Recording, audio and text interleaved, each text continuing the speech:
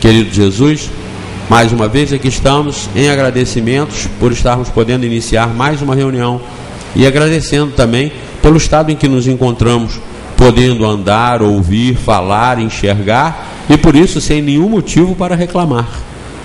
E com a oportunidade que estamos tendo, nós agradecemos por tudo isso. Que os bons espíritos continuem aqui, nos intuindo, nos inspirando, nos ajudando a todos, para que todos possamos participar dos estudos, interagindo com as nossas consciências, com a nossa imaginação, para que verdadeiramente nós tenhamos ao final um bom aprendizado, com boas reflexões, que ainda se ecoarão durante a próxima semana, de acordo com o sucesso de nossa estadia aqui neste momento, nesta reunião. Em teu nome, Jesus, e em nome de Deus, nós iniciamos a reunião de hoje. Que assim seja. E com vocês, Cristina Ferro. Boa noite a todos. É sempre muito bom podermos estar aqui, não é? Encarnados, desencarnados, para ouvir um pouco sobre as verdades, né, do universo, e que a gente possa se sintonizar com elas, né? Porque no nosso dia a dia, muitas tarefas, a gente sai um pouco da sintonia, né, do foco, do que a gente veio fazer, né, aqui, com essa oportunidade divina de estarmos encarnados. E aqueles que estão desencarnados terem a noção também, né, da continuidade da vida e o porquê, os porquês que a gente se pergunta, né, por que isso acontece comigo, porque eu estou aqui, não estou lá, né, para que a gente entenda que faz parte de um contexto maior e que a gente tem como objetivo principal evoluir para chegar à perfeição que nos é possível. E hoje nós vamos estudar aqui o capítulo 8º do Evangelho segundo o Espiritismo, que nos fala de bem-aventurados os puros de coração. Então a gente vai falar um pouco sobre isso, sobre a pureza de coração. E esse capítulo começa com o primeiro tópico que fala: deixai vir a mim os pequeninos. E aí tem duas passagens pequenininhas, né, do Evangelho.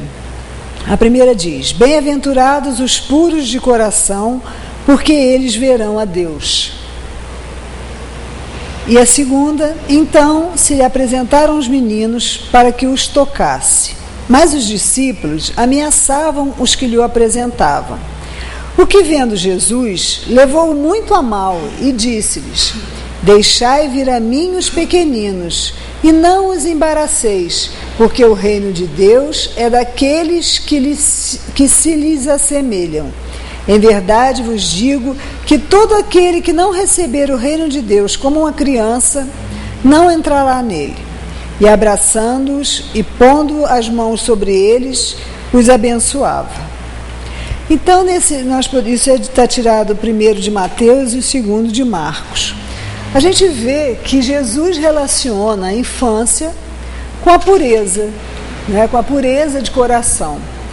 E a gente pode se perguntar por que essa comparação com a infância, se nós acreditamos, sabemos que somos espíritos, né, que fomos criados simples e ignorantes, e através das diversas vidas, das diversas oportunidades, nós vamos evoluindo. E que o nosso espírito traz todas as nossas imperfeições, todas as nossas virtudes, todos os nossos vícios, todos os embaraços, né? Enfim, nós temos um misto de sentimentos, de emoções, que a gente começa enquanto um ser instintivo, basicamente seguindo instintos de sobrevivência, de procriação, e vai evoluindo pelos tempos e vai se aproximando, depurando esses instintos e vai se aproximando dos sentimentos. Então, se nós sabemos isso, será que Jesus se enganou quando ele disse, né, comparou aí a pureza de coração com as crianças? Não. Se a gente olhar dessa ótica das encarnações, a gente pode realmente achar isso a princípio. Mas se a gente vê, baseado nesta vida atual, isso está correto, porque na infância né? A criança, ela precisa do carinho, ela é um serzinho que aparentemente está desprotegido, precisa de proteção, ela desperta esse sentimento de ternura, de cuidado, ela desperta o amor mais puro que existe em cada um daqueles que está convivendo com aquele ser. E a criança precisa disso, tem um corpo frágil, então sobre esse aspecto, realmente, ela é pura. E os espíritos vêm nos explicar o seguinte, que quando o espírito está para reencarnar, ele, quando vai se aproximando desse momento da reencarnação, ele vai ficando perturbado, ele vai ficando assim, perdendo a consciência de si mesmo, como que entrando num estado de sono, né, num estado de transição, num estado transitório onde ele fica sem saber muito bem quem ele é. Ao se ligar, ele vai se ligando a esse novo corpo, né, que ele vai habitar. E por que ele entra nesse estado? Para que possa de fato ser criada para ele uma nova oportunidade, um novo ponto de partida. Tudo que ele foi, ficou latente, está lá, está dentro dele, mas está adormecido, para que ele realmente possa ter uma oportunidade numa família, se inserindo no contexto onde ele vai chegar. Ele precisa disso. E a gente pode se perguntar, mas esse é um espírito antigo, porque ele já não chega já como ele é. Porque primeiro, esse corpinho frágil, né, esse corpo recém, que está sendo elaborado, que está sendo criado ali, ele não suportaria, né, as ideias, não suportaria o peso de tudo que o espírito traz. Então, o espírito também fica meio entorpecido, eles vão se ligando, vão tendo essa oportunidade, existe o nascimento, e conforme esse corpo vai se fortalecendo, esse corpo vai se estruturando, o espírito também vai se adaptando a essa nova vida, e aí ele vai desenvolvendo paralelamente com esse corpo e vai retomando aquelas ideias que formam o seu caráter. Aí ele vai chegando, né? Ele já está aqui, a encarnação se completou, mas ele vai tomando consciência de si, para que ele depois vai aflorando. E qual é o benefício disso? Que nesse período que ele está mais adormecido, ele fica mais dócil, ele fica mais receptivo aos novos ensinamentos, com todo esse amor, com toda essa carga de cuidados que ele recebe. A gente não costuma dizer que a gente tosse pepina de pequeno, né, que você tem que educar desde cedo. É por isso, porque nessa época ele não está endurecido por todas as experiências anteriores, cheio de ódios, de rancores, ele tem instintos daquilo, ele tem reminiscências no seu íntimo, mas ele não está completamente consciente. Então, quando o amor chega, quando as lições lhe são ensinadas, quando o limite que muitas vezes se necessita, ele chega a esse limite, ele aceita mais facilmente. Então, sob esse aspecto, Jesus está certo. A infância é como, né? É um estado de pureza nesse sentido. Então, ele não veio contradizer, falando isso para a gente, nada do que já havia dito antes, nada do que os ensinos dos espíritos nos ensinam, né, nos dizem. Ele veio confirmar isso, nos explicando dessa forma. Porque os espíritos colocam aqui nesse trecho uma coisa muito importante, que a pureza de coração é inseparável da simplicidade e da humildade. E o que é? Como a gente pode definir humildade? No dicionário Aurélio,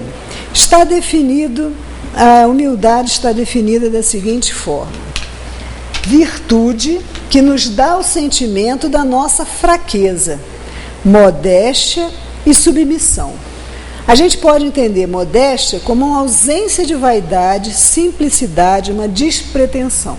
Então, por que a pureza de coração está ligada à humildade?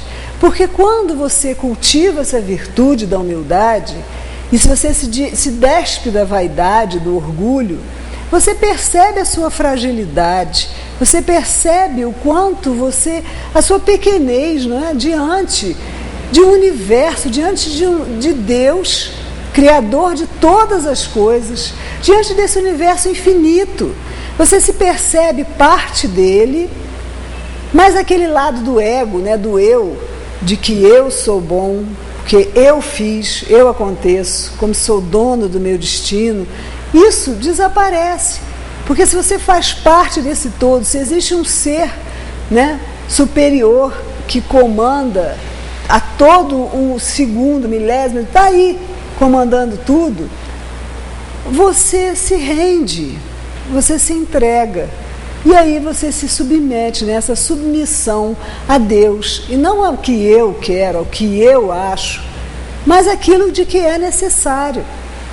E aí quando você começa a perceber que você precisa cultivar essa humildade, essa modéstia, né? Se despir dessa capa de que sou o máximo, né? Sou nota 10, sou nota 1000, sou melhor que os outros, por qualquer motivo que a gente possa se considerar melhor que o outro, a gente começa a olhar para o lado e começa a ver que todos somos iguais. Todos somos irmãos, negros, brancos, ricos, pobres, miseráveis, amarelos, nós somos iguais. Todos estamos nesse planeta buscando o mesmo. Cada um busca com as armas que tem, da forma que sabe buscar.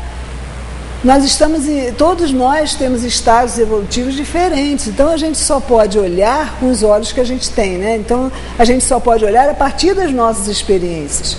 E a gente começar a se perceber igual, a gente começar a se perceber parte desse todo tão harmonioso e tão poderoso, não é? E filho dessa criação, faz a gente rever os nossos conceitos. Faz a gente rever a nossa forma, o óculos, né, a lente que a gente põe para a gente ver a vida.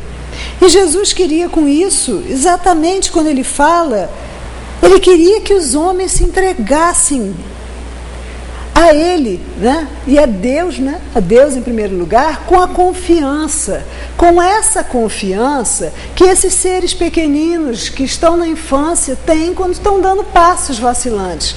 Quando você ensina uma criança a andar, né? Um segura de um lado, ela está segurando no sofá, o que é que você fala? Vem, vem. E a criança olha aquele espaço onde ela não tem nada para segurar, o que deve passar por dentro, né? Vai me segurar mesmo, né? Ou eu vou cair? Mas é aquele chamamento, né? Com amor, vem, que eu estou aqui. Se você cair, eu estou te segurando. É a mesma coisa. Quando Jesus nos fala bem-aventurados, né? Quando ele chama, é um chamamento, ele quer que a gente se entregue a Ele, que a gente confie que as palavras que Ele nos ensinou, que tudo que Ele veio nos ensinar não é vão e não é superficial, é um vem de verdade, vem que eu estou aqui, vem que eu vou segurar a sua mão.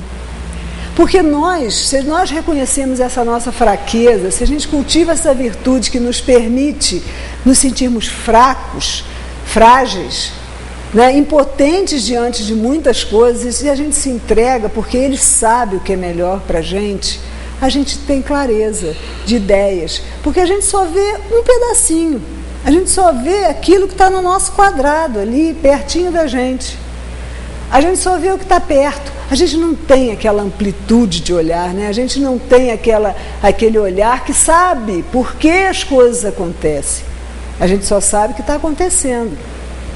Isso em virtude das nossas, é tudo causa e consequência, né? Nós praticamos ações que tiveram determinadas consequências. Não é castigo, Deus não castiga ninguém.